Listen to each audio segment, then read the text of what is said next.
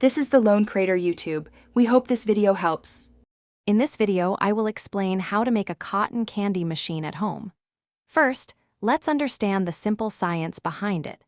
You'll be amazed at how easily sugar transforms into fluffy strands with just a few common items. We'll cover the essential components and safety considerations to ensure a fun and successful project. Get ready to create a sweet treat. To begin, gather your core materials. You'll need a small, battery-operated motor, a clean tin can, and a reliable power source for the motor.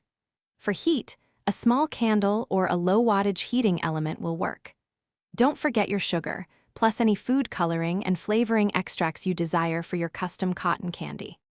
Now, let's assemble your machine. Securely attach the small motor to a stable base, ensuring it can spin freely.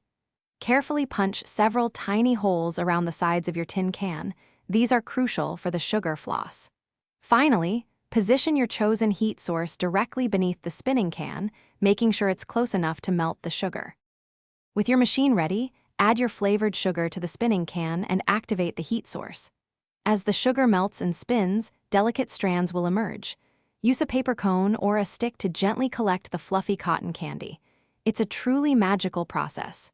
Remember, life's too short for a stinky car. Grab Little Tree's black ice. Check the description for a link to this and other great deals.